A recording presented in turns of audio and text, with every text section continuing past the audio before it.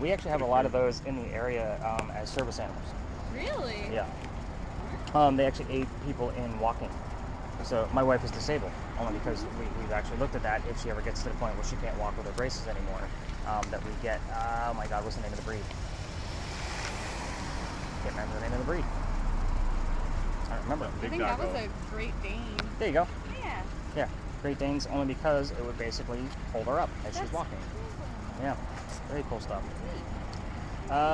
So, thermal. Should be able to see me in there. Red, orange, and yellow guy. Yeah, this will kind of work. It means I'm the hottest thing inside the frame right now. Sorry, Trevor. I'm the only one in the frame. By the way, bridal parties, that works every time. We're looking for cold spots, like you said, so they're going to be blue and black. So we're always going to have blue and black out here because glass and aluminum cans on the ground are always going to be colder than, say, our skin. So we want those blue and black areas to move or to take shape. That's what we're looking for. So the taking shape, I want a head, shoulders, moving arms and legs. That's what I look for out of this guy, and that's what we've captured in the past. So that's what I'm always looking for. I always love to give you stats because you guys love to watch YouTube and read a lot of Reddits. And basically, I capture 4 to 5 pieces out of this guy per year, not per episode. And that's what I would put my stamp of approval on, just to kind of give you an idea. Do I have dozens of others where I'm like, maybe? Yeah, I have dozens, but they're not stamp of approval, like, holy shit, check this out kind of thing. So I also have it set up to where there's a blue dot bouncing around the screen. I'll get out of the frame so you guys can see that blue dot move around. Oh, yeah. The blue dot is showing you the coldest spot in the frame at that particular moment. It is about 77 degrees out here for us ambient. I know it feels like 87 because that's our humidity. That's how that goes. Well, you guys are from Florida. I'll have to explain that. It's 77. I'm looking for 15 plus degree temperature drops. So I'd be looking for 62 degrees and colder coming out of that blue dot when I'm spot checking it. In the event we don't have a full blue person walking towards us that doesn't have a red, orange, and yellow skin tone, I'm looking for the blue dot as well. So those are the 2 major things that I'm looking for when I go through the spot check. This one is nice and easy to use. That's your start. And I started to keep your camera running for the entire time that we're in that particular location. Okay. Just because you don't want to like keep starting and stopping it, just in the event that you think you saw something. By the time you hit the start button, it's already gone. So just keep it running. We'll get all the footage. Cool. So what is this place? This used to be the Charles and Eliza Pinckney Mansion. Their mansion sat in the front of the space facing East Bay Street. And the whole front of this whole location, by the way. But anyway, Eliza's garden was lined up with 5 Church Restaurant over there and came all the way across. And then we are standing in the servant and slave quarters for the home. So that's the layout of the land. Who the hell were these people? You guys didn't take any tours today, so I'm going to have to tell you. Didn't hear anything about Eliza. Charles and Eliza had a son named Charles. They had a nephew named Charles. That's 3 Chucks. That's why we look for secondary clues. I need to know if he hears the name Charles, which one it is, by hopefully getting a secondary clue on my device. So hopefully that way we know how to address them. The son and the nephew were signers of the Constitution for South Carolina. That's a big deal for us, but I hate politics more than both of you combined. If I don't give the gentleman their recognition, though, they'll do it for me in a nasty manner through his spirit box. And they won't use radio chatter, they will use their own voices. I've caught plenty. So I just give them their recognition, and I move on. We're going to be talking about Eliza instead. Eliza married Charles at a young age according to today's standards, not the standards of colonial days when young ladies got married at the ages of like 12 and 14. So Trevor, when you're going to be asking her for her age at marriage, don't expect like 12 and 14. Think of today's standards because the husband was over double her age when they married. It's kind of creepy then, kind of creepy now. Just kind of giving him a few extra clues. Now, she married him because her father was over in England and he thinks he's dying. He's trying to bring all of his children home one last time. Eliza didn't believe he was dying, so she stayed put right here, got married. It's 1744. You don't get married in that particular year to earn a green card. We are not a country yet. So she did marry him out of love. This is a true love story. There is nothing horrific about this location. It is a place of respect. So again, it's part of the reason why I love to come here as our first alleged location instead of just the teaching trains that we just went through. So she was correct. Dad did not die right away, and instead he started sending her gifts from England to where you're standing. One of those gifts happened to be the plant seeds of indigo. It's a plant that makes blue dye, that makes our blue jeans blue, and neither one of you are wearing it right now. That's why I'm staring at your guys' clothing going, nobody's got denim on right now. But that's how we use it today. When Eliza got her seeds, no idea what to do with them. She had to learn from her servants and slaves how to keep it going. It's not always hot here. And she had to learn how to make the dye, moved it to a cash crop, got a hold of Dad and told him the rice plantations were going downhill in price. They were going to make a killing with the indigo. And we now have an international businesswoman during colonial days, something absolutely unheard of. Amazing. Now, that's the boring business stuff of Eliza. Let's get into the weird shit, because that's why you guys are here. So, I'm going to give Trevor a few focus questions. I'm going to have you just stay focused on Eliza's death while we're here. We're going to make a couple of laps. I'm going to stay with you guys and kind of monitor my 2 different devices at the same time, and kind of see what's going on. But her death, the 4 major questions we get answers to: how old she was when she died, what she died from, where she's buried, and which president was a pallbearer at her funeral. So anything else that you want to ask, like, you can go rogue, but there's 3 little major rules. No yes, no questions. Don't ask about her children, and be respectful. That's the only 3 requirements I have of this location, because we don't want to piss her off. I haven't checked the EMF meter yet to see if we've gotten anything, because I wanted to make sure, because again, I haven't really been out here in the past week and a half because it's been raining. I just want to make sure I remembered all of the details. Cover and vessel. That doesn't make any sense to me. I mean, coming after the word weather, maybe, but again, nothing like super interesting just yet. So Trevor, we're going to walk around, we're going to do a few laps, we're going to stay away from that one lonely vehicle over there, and keep our shoes out of puddles. Cool. So let's just do a few laps. I'm going to follow you guys wherever you want to go. And whatever you guys want to ask her, but we're going to stay focused on her death. Go ahead, honey. I'll follow you. Okay, he's in charge. He's going to have Tourette syndrome. That's the hope. Shout out whatever you hear. Around the world. Around the world. She was international. Vague, but...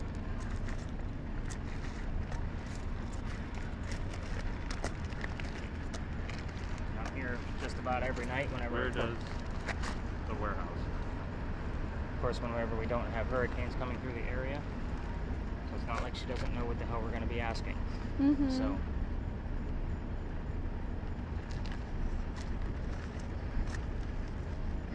Wow. most gentlemen will listen to that thing pretty damn loud. I'm gonna just do a quick little lap myself just to see I if need there's you to take. try to remember whatever he spits out of his brain. Mm-hmm.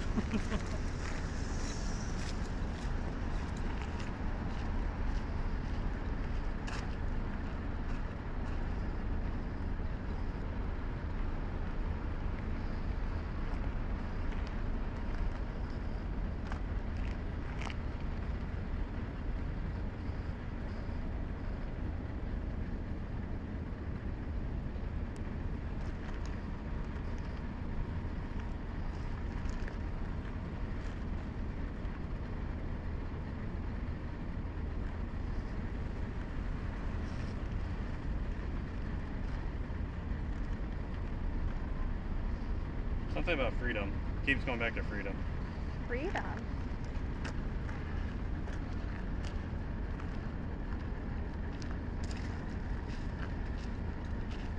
I had a little Must spike. live.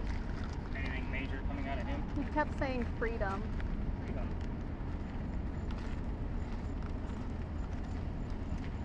I want to dance with somebody.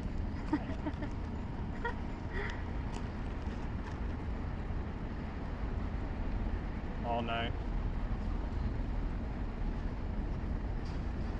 Decision making.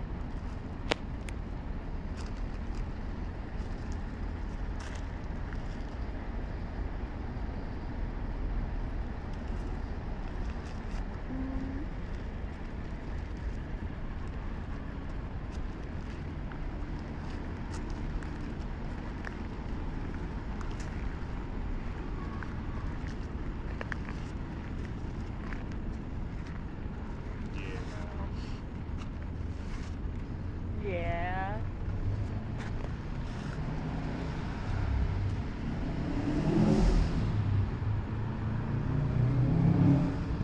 I think it's worth. I think it's work.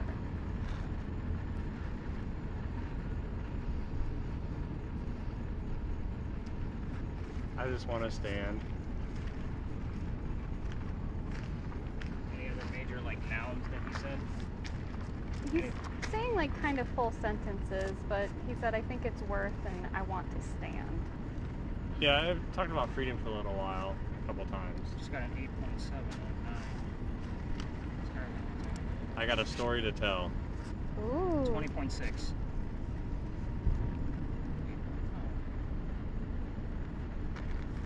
something about kids. When friends call me friends. Where can you forget? I want to stand. Was that the other phrase? Anything else stand out? Piling up, it hurt. No, he's kind of just been wandering. Hasn't really been saying anything. Till about now. The past. The minute he said, I got a story to tell, it went spiked up to 20. And I'll explain what these numbers are before we leave. Mm-hmm. Her friends are helpful. Righteousness.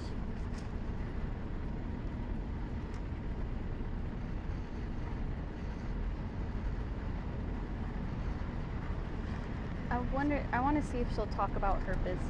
Like what Talk she... about what? Her business. Like what she actually like... Her business. Yeah. Like What? if she'll say like indigo or blue or something like that. So Okay. we will get a lot of, just depends on how we ask it. So what did she do for business?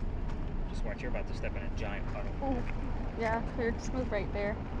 Just because you're right in. There you go. So Eliza, they're not so much interested in your death as they are in your business. How much would be paid for bringing money into the family? You can't deny it. Everybody in life. You can only tell reason. He's getting better at this. I think he's figured out how to pick words. Don't go chasing waterfalls.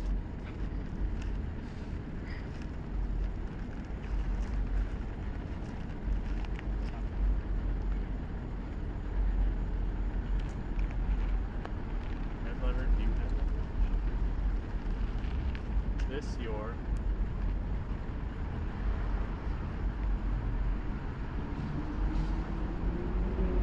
Eliza, talk about your just need you.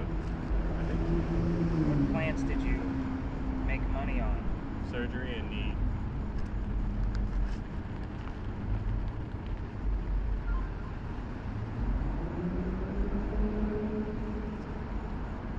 Well, I'll follow you for the rest of my life. That's interesting. Very lovely.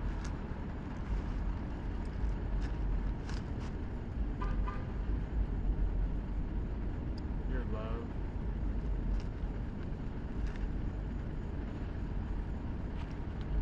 Talking about Ted.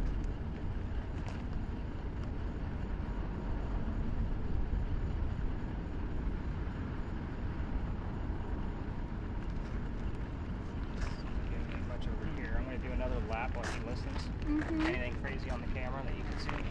Maybe kind No. of focused on him. And It's- that camera, because it's so small, isn't always a real-time moment. I send those videos over to YouTube, ironically. I told you not to be a YouTuber.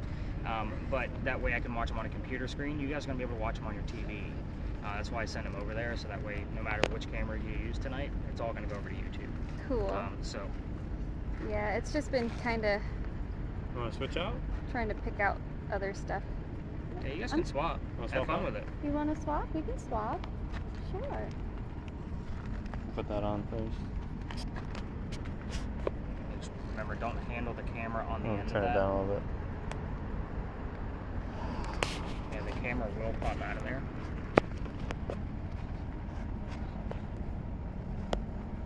It's a little rolly. It's hidden in there. You can't fit it right on it. Oh, I see now. Okay.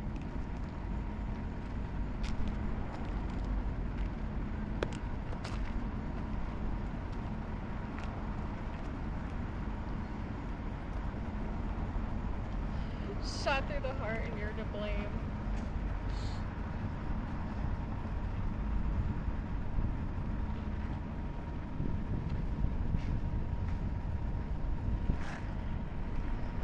Where you go?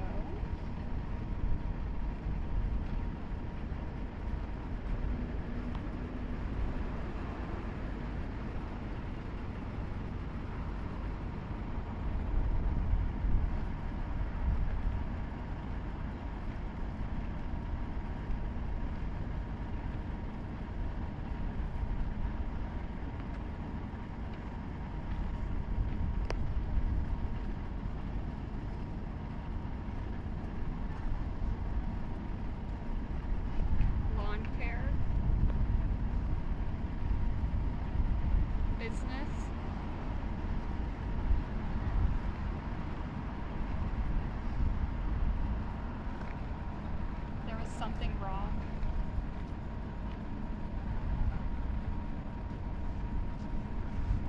Friends I had.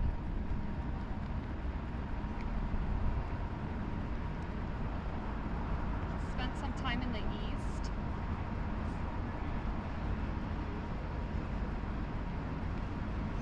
I just got right in that foot. I had my foot like right above it. Oh, 44.6.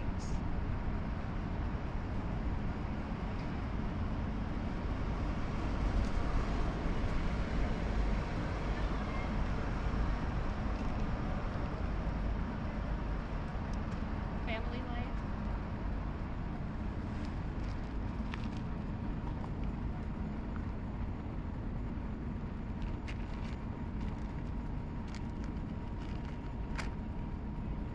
Make you free.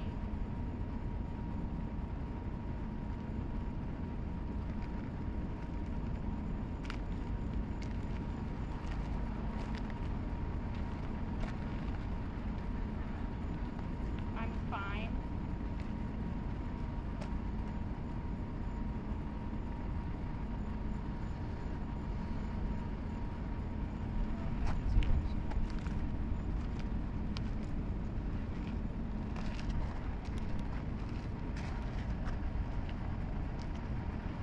Year in, year out.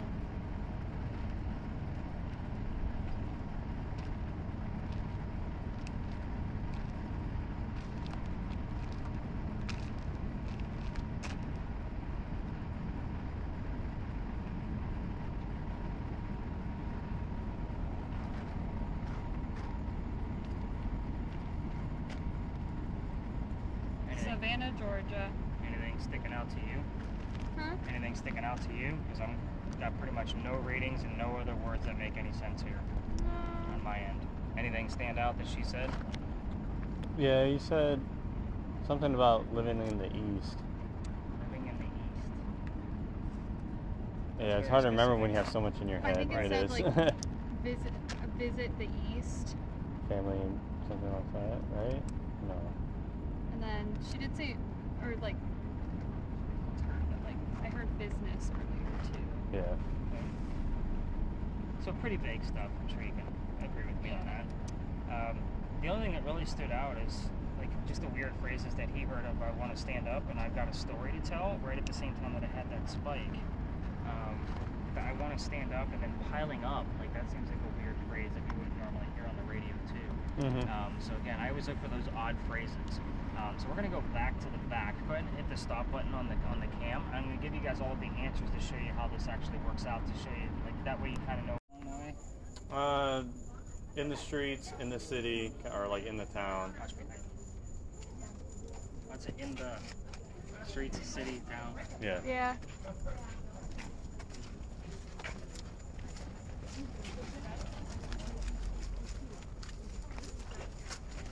Ooh, she's kicking.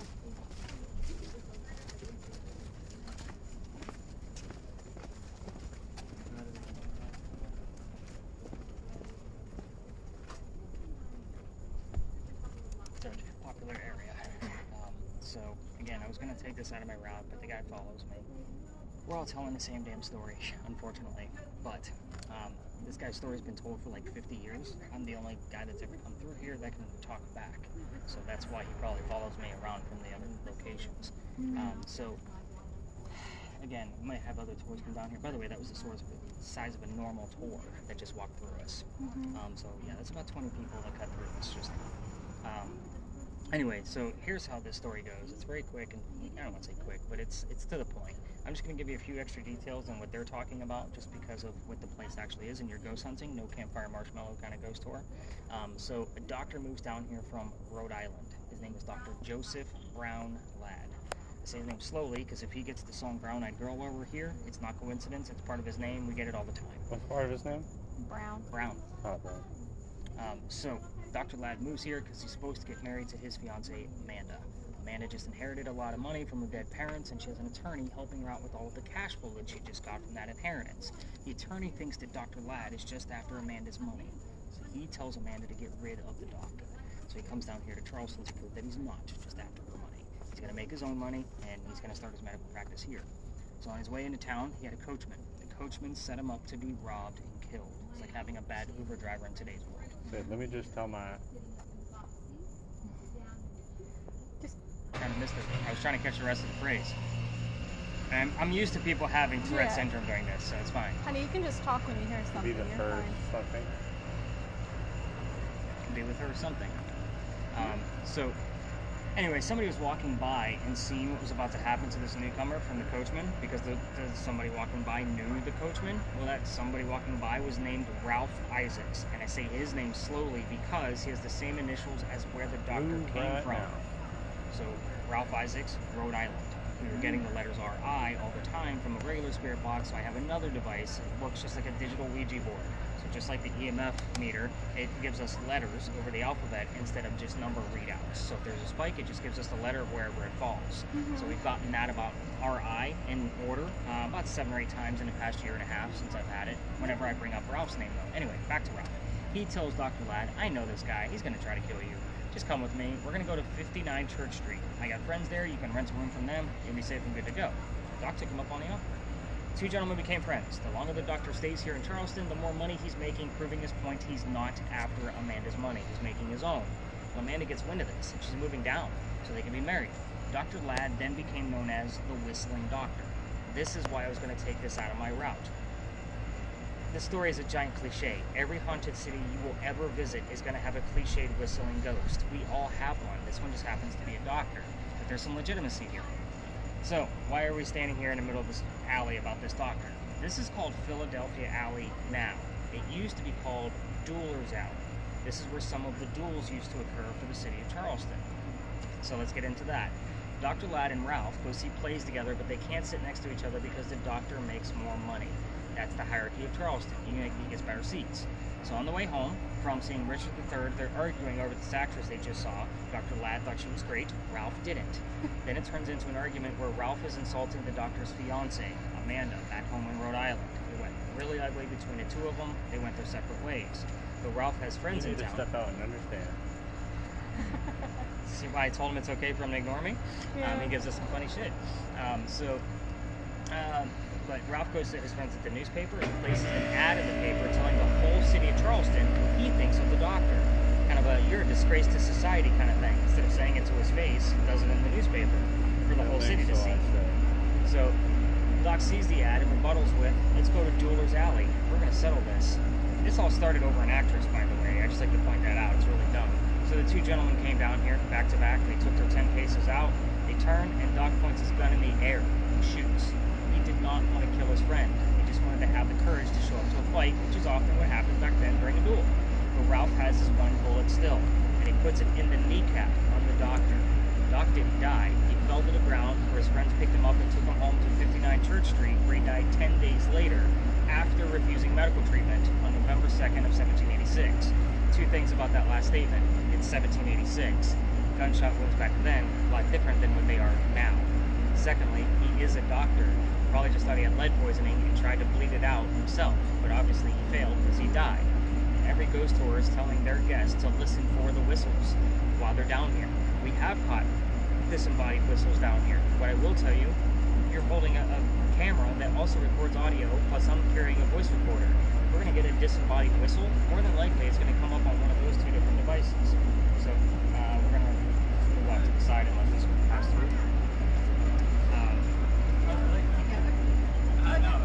What part of New York? Oh, very cool. My daughter is in New York right now.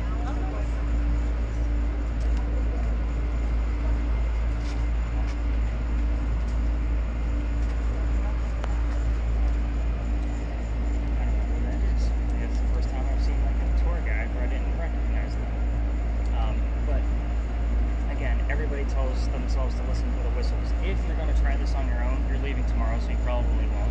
Most people, I tell them, use your voice recorders from your phone. Exit on 5.6. Walk all the way through, see if you can capture some whistles. Just remember, every local knows the damn story. Anybody walking up and down Cumberland Street or Queen Street, they all throw a whistle down the alley, me included.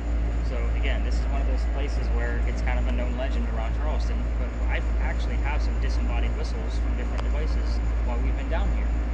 But I've also been kicked out of here. So yeah, let's get into that. I can't take you all the way through, or else we would listen for whistles the whole way through. Here's how we got booted out of here. Right about where we're standing.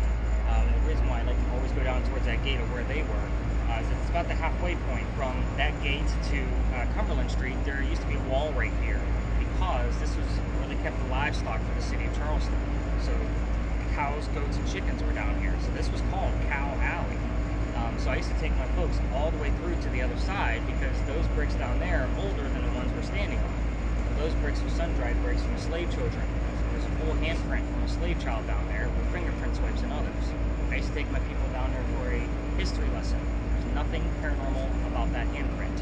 The kid is not there, right? Because you already know how I feel about cemeteries.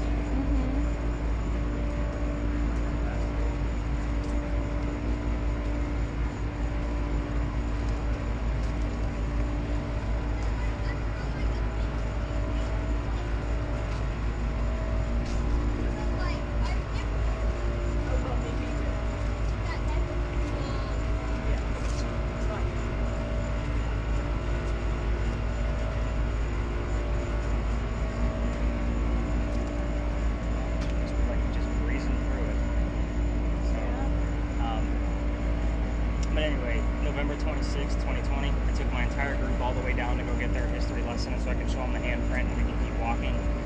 Well, they all stopped and they huddled around that brick. And I know that kid's not going to be there, so I'm trying to shoo them along. They're waiting for something to happen with their They're all devices. different people, but they all look the same to me. Every time they leave, they just talk about people leaving. It's funny. Exactly. Like I said, the guy is always here, so he follows me from time to time, all around the city. But so I'm trying to shoo him along, and it's also because I'm trying to be respectful to the beautiful mansion at the end of the alley. We're standing right outside the dude's dining room window. He came out screaming, and my daughter, who was on the tour that night, thought it was hysterical that her dad was getting yelled at. We moved on. The next day was Thanksgiving. Before I started doing this, I worked in upper management for Walmart. You guys fight over towels on Thanksgiving. I will never work another Thanksgiving in my life. So the next day, I called my partner and trying to figure out what to do next because it's Black Friday now and I'm sold out again. I don't know what to do because the rest of my route is that way. So he laughed at me just like my daughter did. It's exactly right. He says, you got to reroute your group, man. He's like, you can't go down there because it's residential. What I told my group was, I don't believe in the next story because I used to tell a pirate story next, but I've been kicked out of there too. I was like, I'm into vampires, not pirates, we'll see what happens. Before we left, somebody with a spirit box heard the name Anne. I didn't tell them which pirate we were going to be diving into, the famous female pirate, Anne Bonny. So I was kind of like, okay, maybe we'll get something.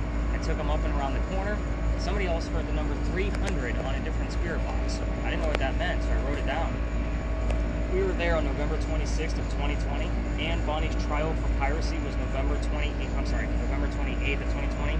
Her trial for piracy was November 28th of 1720. We were there on the exact 300th anniversary of her pirate trial. Yeah, that's normally the reaction I get. However, I was pissed off. The reason being, I have a master's degree in creative writing. All of my other degrees are in writing as well. So anytime I have to research something, I need facts and data. Pirate stories come from pirate lore. They were written 100 years after the golden age of piracy, which makes them kind of false. So I have to read more books to be able to verify what my people were hearing over the past 4 years. So I had this great elaborate Anne Bonny story that I would tell you next, and it was super great. We'd be able to spread out and explore the space. Can't do it anymore. So what we're going to be doing is I'm going to be taking your camera when we get up and around the corner. I'm going to give you a different style of camera, and I'm going to tell you what goes on inside that cemetery and why, and hopefully we're going to capture what goes on there because it deals with an apparition. So it kind of helps play into, we're going to be doing experiments from here moving forward, just based off of, it's not always going to be let's stop, spread out kind of mentality, because everything we do from here moving forward, we're going to be doing as a group experiment. Even if there was 10 of you here, one of me, it's still a group experiment, including that Estes method that he talked about earlier, which I'm sure you're familiar with as well. If you wanted to just come out here and just get a quick 30-second shot of going down the alleyway, you are still recording, right? Yeah. So we'll kind of just get 30 seconds to a minute down there, and then we will go up and around the corner to see if we can get anything over there with the new camera. Now that everybody's gone over here. I checked my words, we didn't really get much. We're too close to all of this up here for us to get a true EMF reading. The word coffee has shown up twice on this list. Does that mean anything to you guys? Coffee? Yeah. I think so. I mean, I like coffee. I love coffee. Nothing significant. Okay. I just didn't know if there was like a family member that passed away, used to own a coffee shop. Like that's the kind of stuff that when I say like, does it mean anything to you? Like think of lost family members basically. So Yeah, like, I've had like 3 times there's like people and then starts laughing. Yeah. this guy can be a little bit of a, he's not a scary ghost. Like he He's could creep. chill. Yeah, he's jovial. Obviously, he's whistling all the time. Yeah. But again, we've caught some whistles by using some crazy voice recorders down here. Obviously, without these air conditioning units running and being able to determine that it wasn't somebody walking by. But again, we'll just say the whistling part of a song all the time. Yeah, I heard a lot of those. And then the word doctor will show up immediately from a commercial thereafter. I mean, you guys both know how that thing works, so I can't tell you how many times, and I don't look for it. So when I'm spot checking that recording, just so you know, I listen to minute 1, 5, 10, 15, 20, and you see the pattern. I don't like listen to like, I know at 3:48 he's going to give me something specific. You know what I mean? Like I don't do that. I just kind of keep track of like, say like, oh, well, we spent a little bit extra time at the Pinckney Mansion site tonight, so we might actually have something extra going on. Oh, get out of his way. He's going to be coming down here. I don't know how many groups. Cool. Oh yeah, that's his. Yeah, you guys have. Yeah, equipment. Let's do this. We're gonna go up this way. Do you want me to stop recording? Yeah. Okay. Good.